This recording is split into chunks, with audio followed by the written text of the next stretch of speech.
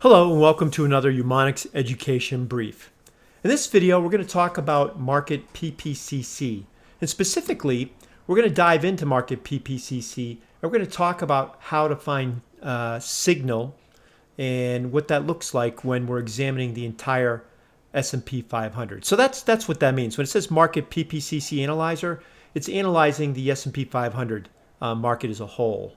So over here on the left, you'll see trends, price, POI, POR, KOI, core, as well as some advanced metrics that deal with different types of stock volatility indices, optimism indices, and bear and bull indicators.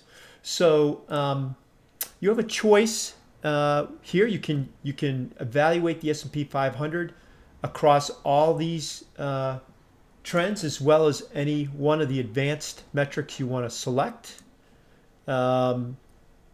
Or you could turn this off, this radio slider off, and then what you have is the capability to look at each one of these separately across the S&P 500.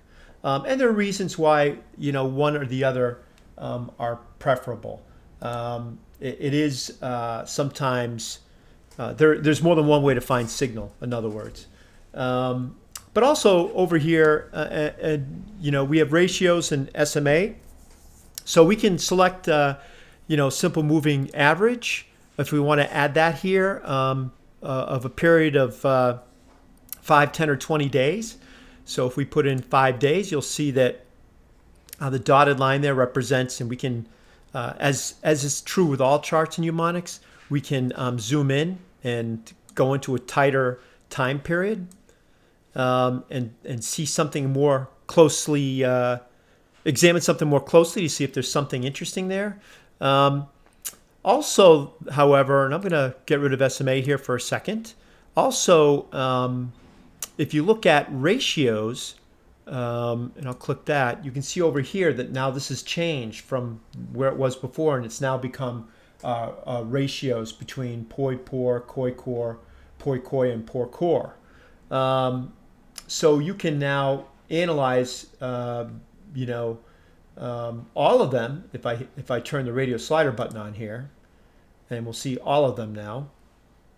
And wow, that's quite an event here. And this is anything like that. Again, anything a spike or an outlier is always interesting to analyze. Or if you keep this off, you can examine each one of these as the ratio between POI and POR, and the same for each of these. And look for signal. Look for outliers, look for spikes, look for something that seems interesting.